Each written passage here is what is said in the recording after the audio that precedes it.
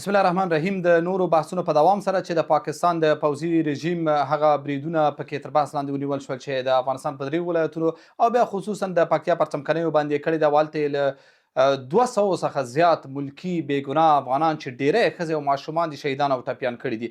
د درې میاشتني ماشوم انځورونه هم حتما تاسو لیدلي دي چې په دغه ټپیانو کې شته. همدارنګه په شهیدانو کې د 15 کلونو 10 کلونو ماشومان هم شته او سپین ږیري او مېرمنې. دا لومړی ځل نه دی بلکې په پرله پسې ډول باندې پاکستان څوام ځل دی چې په دغسې ولایتونو کې ملکي وګړي په ښکاره ډول باندې هدف ګرځولی او مخې ملکي وګړي شهیدانوي او یا یې ټپیانوي. پر څرنګوالي ډېر بحثونه وشوله او لکه څنګه چې مخکیني بحث کې مو ویلې لږ پر دې تمرکز پکار دی چې د پاکستان د دغه کړنو پر وړاندې په داسې حال کې چې نړۍ هم خاموش ده او د خاموشۍ یو دلیل شاید زموږ انزوا وي په نړۍ کې، زموږ نشتون وي په نړۍ کې. ول په هر حال څه باید وشي د پاکستان پر وړاندې؟ ولس نن د احساساتو، عواطفو او واقعیتونو پر مبنا باندې په درې واړو باندې دردمن شوی دی او ګیلې لري او غصې لري، نیوکې لري چې بالاخره تر کله به موږ د پاکستان سره په دغه منوال مخ ته ځو. پاکستان به راځي زموږ سلګونه انسانان به راوژني او بیرته موږ یا سفیر احضاروو او یا به یو کوچنی برید چې هېڅ متناسب نه وي هغه به کوو. تر کله به دا لړۍ دوام لري؟ حل لاره څه ده؟ ستړي مشئ په خیر راغلی او په دې بحث کې را سره ځانګړی میلمه دی د پخواني ولسي جرګې غړی ښاغلی کمال ناصر اصولي صاحب. ستړي مشئ په خیر راغلی. د برید په هکله خو حتما تاسو معلومات ترلاسه کړي دي. ما ستاسو ځینې لیکنې او خبرې مو لیدلې. خبره دا ده چې څه غواړو او څه کولی شو. ستانکزی صاحب سلامونه تاسو ته او د تلویزیون کتونکو ته. ستانکزی صاحب محترم، موږ او تاسې خپل وطن، خپل ولس او خلک تر ټولو ښه پېژنو. بدبختانه د تاریخ په اوږدو کې مو چې څه کړي دي، موږ د خپلو دولتونو په مقابل کې درېدلي یو، نظامونه مو چپه کړي او ړنګ کړي دي. قوي مقتدر پوځ مو منحل اعلان کړی ده، تجهیزات مو کباړ کړي دي. ما په خپلو لیکنو او تبصرو کې هم ولس باندې غږ کړی، ورته ویلي مو دي چې هغه اشخاص چې زموږ وطن یې خوار وزار کړی ده هغه مه هېروئ. بدبختانه ځینې ځوانان احساساتي برخورد کوي، دوی دا پړه مستقیما په جمهوریت باندې اچوي. جمهوریت په دې مسله کې برعکس ښه رول لوبولی و تر یو حده پورې، ځکه موږ په جمهوریت کې د ولسي جرګې غړي وو او ولسي جرګه د ولس ادرس وو، نه دلته موږ کوم اجراوي صلاحیتونه هم نه لرل. موږ لیدلي وو چې د جمهوریت په وخت کې د پوځ په جوړښت باندې پیسې مصرف شوې، ځوانانو ته کار ورکړل شو او حد اقل اساسي قانون شتون درلوده. د اساسي قانون د چتر لاندې به ټول اقشار راټولېدل او د پاکستان او یا بل دښمن په مقابل کې د راټولېدلي امکانات وو، د درلودلو امکانات وو. په اوسني حالت کې ډېر ضرور ده چې ستاسې سوال ځواب شي. باید په ډېره عاجله توګه باندې سرپرست حکومت خپلې سرپرستۍ ته نور خاتمه ورکړي تر څو د افغان ولس باور په دولت باندې پیدا شي. دوی باید د انحصارګرۍ نه تیر شي، د دولت د تشکیلاتو قانون جوړ کړي. تر څو چې د دولت د تشکیلاتو قانون جوړ نشي، ټول ولس د یو چتر لاندې په یوه غږ سره مشکله ده چې راټول کړي. مختلف غږونه به جګیږي او موږ او تاسې وینو چې د نقد څخه او یا هم غندنې څخه شی نه جوړیږي. بنان مسؤلیت چاته راجع کیږي؟ مسؤلیت هم په تیر کې هم په اوس کې اجرایوي مشرانو ته راجع کیږي. اجرایوي مشران زموږ او ستاسې په فعلي حالت کې سرپرست حکومت ده.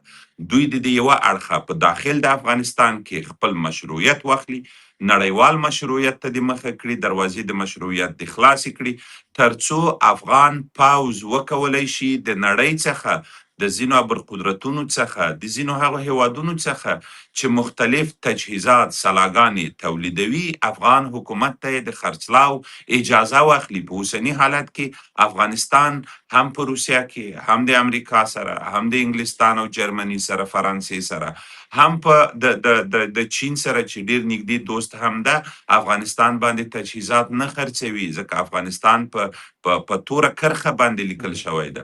هیڅوک هم دا ریسک نه اخلي چې په افغانستان تجهیزات خرڅ کړي، تر څو موږ وکولی شو د پنجاب د دغه تیري او جنایت مخه ور باندې ونیسو. پخواني تجهیزاتو موارد چې وو هغه نشته دي، هغه اوس د لاسه وتلي، هغه زموږ د افغانانو د لاسه.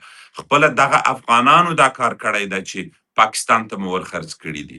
نو بنان یو اړخ دا ده چې کورنۍ مشروعیت ترلاسه شي، نړیوال مشروعیت ته مخه شي. دویمه مسله چې په عاجله توګه باندې باید وشي که افغان دولت بدون د دغه تجهیزاتو هم په فعلي حالت کې پاوز لري، د پاوز نه په استفادې سره بالمثل ځواب که ناتوانه هم وي باید ووایي. بالمثل ځواب که تیاره نشي پورته کولی، دوی په کراچۍ او اسلام آباد بمبارد نشي کولی، دوی باید د خپلو هیوادوالو وګړو غچ چې په هره لاره وي واخلي. ځکه په فعلي حالت کې دولت چې دا کوم ډیموکراتیک دولت نه ده په افغانستان کې، او دا داسې یو دولت نه ده چې دلته په ټوله اتکا دوی په پاوز باندې وکړي. د دوی لومړی اتکا هم په مدارسو باندې وه او اوس هم کوشش روان ده چې پاوز او دولتي تشکیلات د مدارسو بشپړ کړي، او همدغه مدارسو طالب العلمان د پاکستان څخه اکثره د فراغت سندونه لري، هلته یې درسونه ویلي، په ساحه کې بلد دي. بنان د هغې ترڅنګ په هغه خوا کې په کوزه پښتونخوا کې موږ او تاسې کولی شو چې فعلي سرپرست حکومت کولی شي ترڅو د خپلو رابطو د فعالولو په نتیجه کې نه تنها د دغې بمبارۍ بلکې د ټولو هغو بمباریو غچ بالمثل واخلي. سیاسي ډیپلوماټیک اړخ هم د حل لاره ده، مګر موږ ته د پنجاب څیره معلومه ده. ستانکزی صاحب، پنجاب په موږ باندې په تیر کې هم نه دی رحمېدلی، اوس هم ترحم نه لري. په افغان ملت، په افغان خاوره، په افغان تاریخ، په افغان پوځ، په افغان دولت هیڅ نوع ترحم نه لري. په دغه منطقه کې دوی غواړي چې هیڅ نوع دولت شتون ونه لري، او هر دولت هم چې راځي تضعیف او د منځه لاړ شي. د دوی کوشش دا ده چې افغانستان کې مختلفې ډلې فعاله کړي او افغانستان بیا د یو جنگ په بل ډګر باندې بدل کړي. دا ټول موارد وینو. بنان موږ په داخل د افغانستان کې افغانان، په اقتدار کې افغانان په نننۍ ورځ کې باید د تیرو تجربو ترخو تجربو زده کړه وکړو. بالکل، یو مهم ټکی ته مې اشاره وکړه. زه پوښتنه په همدې مورد باندې کومه، خصوصا په دې وروستیو کې دا قصه. زه فکر کوم چې له بعضه مرغه داسې احساسوم چې پاکستان هم په غټ ډګر کې او هم په خپل هغه دسیسو پلانونو کې ورو ورو کامیابیږي. مثلا کله چې پاکستان بمبارد کوي، د پاکستان رسنۍ، د پاکستان اشخاص، د پاکستان سیاسون، د پاکستان ملا، د پاکستان معشوم، د پاکستان مشر او کشر په یو صف کې درېږي او د همدغه وحشت ننګه کوي. ولې متقابلا موږ چې قرباني شوي یو، د ماشومانو جنازې راته پرتې دي، شهیدان راته پرتې دي، هیڅ کله د پاکستان پر وړاندې، د پنجاب پر وړاندې او د هغوی د دغه ظلم او وحشت او بربریت د افشا په وړاندې موږ یو وسیع کمپاین، یو متحد کمپاین شروع نه کړ. نیم مو پر دې لګیا یو چې زه خو ځکه نن څه نشم کولی چې تا پرون څه کړي دي، نو تا خو پرون هر څه درو تا ول نه کول، ته پرون غلام یې. دا نیم بیا دې خواته لګیا دي چې ته شرمېږې نه، ولې څه کوی نه شې. 90% افغانان او فعالین او رسنۍ پر همدې بوختې دي چې یو بل پر وړاندې سنګرنیونه وکړي، او ما ډېر کم یعنې 10 سلنه مې دا ولید چې پر پنجاب تمرکز شوی وي. دلیل یې څه دی؟ او فکر نه کوي چې دا خپله پنجاب ته برلاسي ورکول دي، دا د هغوی اهدافو سره کومک کول دي. او بهتره به وي لکه تاسو چې پای د خبرو کې ویلې چې تمرکز پر دې وشي چې دواړه لوري همداسې د واکمن هم مسؤلیت لري، باید یو څه وکړي، ولس یو څه ووایي، وضاحت ولري، چې بالاخره یو واحد صف رامنځته شي په دغه برخه کې. ستانکزی صاحب، هر اصیل افغان نه پخوا غوښتل نه اوس غواړي. لکه موږ او تاسې د جمهوریت په وخت کې رالوی شولو، راغلو، تاسې ژورنالیزم ته راغلی، هغه د په تلویزیون کې مو کار کاوه. په 2010 کال کې زه لاړم د یو ځوان په صفت ولسي جرګې ته، تر څو موږ وکولی شو د هغو مافیایي ډلو، د هغو جنګ سالارانو، ټیکادارانو مخې ته په مختلفو عرصو کې ودرېږو، خلک ترې په امان کړو. په اوسني حالت کې د پاکستان د ISI برنامه ځینې اشخاص چلوي چې په تیر کې چا چې په حکومت کې کار کړی، چا چې په دولت کې کار کړی، چا چې بیرون د دولته د جمهوریت په وخت کې په هر عرصه کې کار کړی، دغه هیوادپالې څیرې د ISI د برنامو د لارې په خپله د افغانانو د نالوستو افغانانو په خوله بدنام کړي. دا یوه مسله ده. دویمه مسله، ډیره مهمه مسله دا ده چې هر افغان په دې باید پوه وي چې ګورئ، ټوله نړۍ کې څومره هیوادونه چې دي د نورو هیوادونو سره حتما اړیکې لري.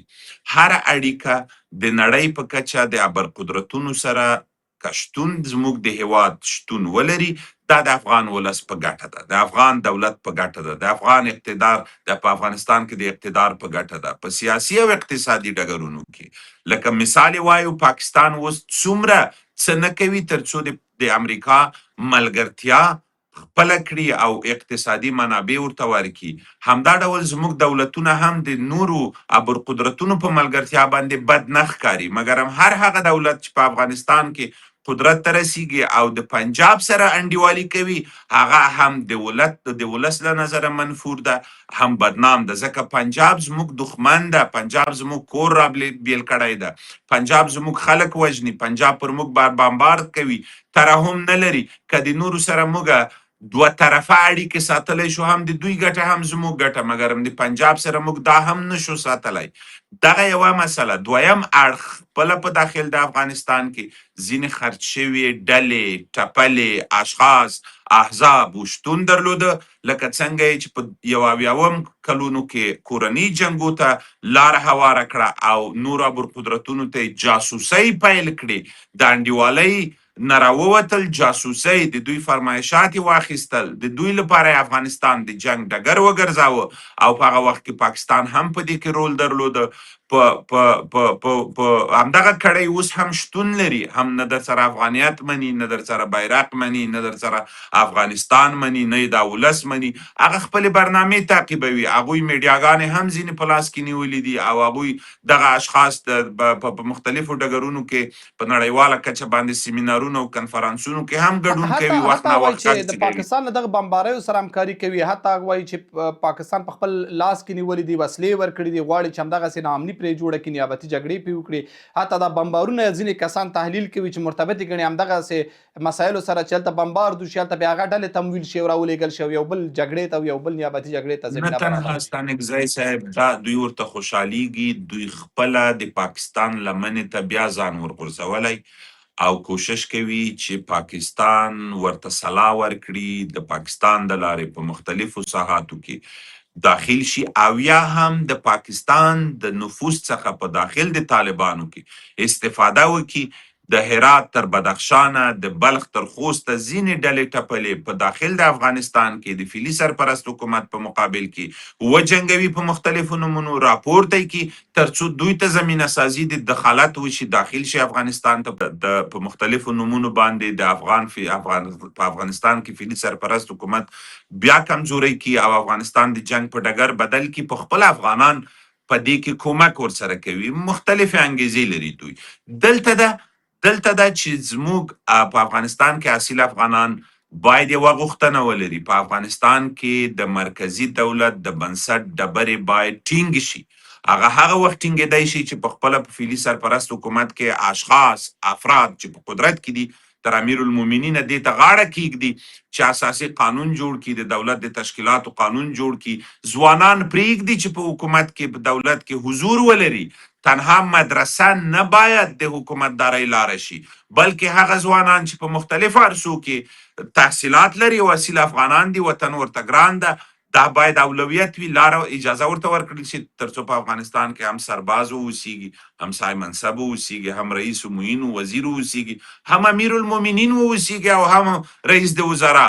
طریقه د نظام که جمهوریت دوی نه غواړي، دا یو غټ قشر د طالبان افغان ولس ته د بل هغه څه ورکړي چې افغان ولس پکې هوسا ژوند ولري. که دا ورنه کړي د پاکستان پلان به هم کامیابیږي، د پاکستان شاته به نور نړیوال قوتونه هم راټولیږي او دغه جنگي ډلې، متعصبین، دا مردارې څیرې چې په افغانستان کې رټل شوي وي او په افغانستان کې امتحان ورکړی و، دا به بیا صحنې ته داخلیږي.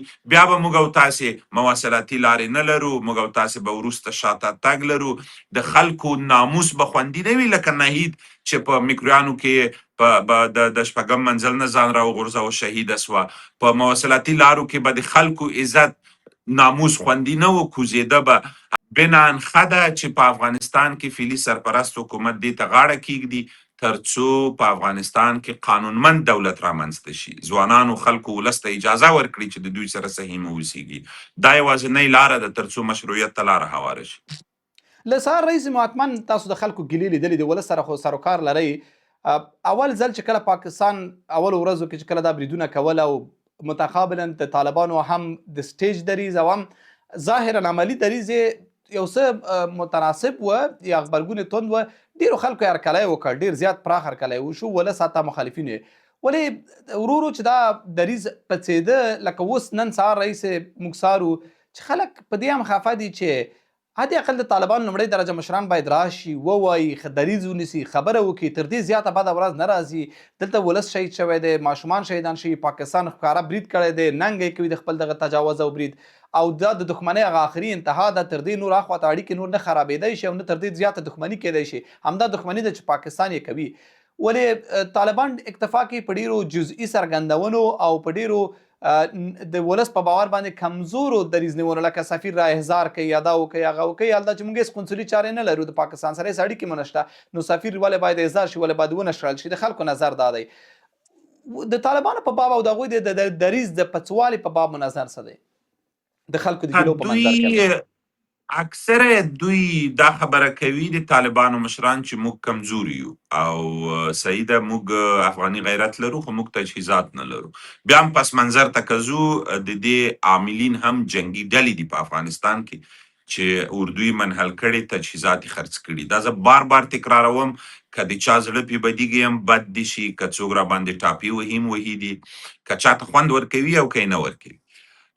نو د طالب حکومت بله او محافظه کاری کوي اوس د پاکستان په مقابل کې، او دا محافظه کاری دوی یا هم دوی خپله بقا په خطر کې ویني. دوی فکر کوي که محافظه کاری ونه کړو په تدریجي ډول به د دوی حاکمیت دوام ونه لري، د حاکمیت ډار احساسوي.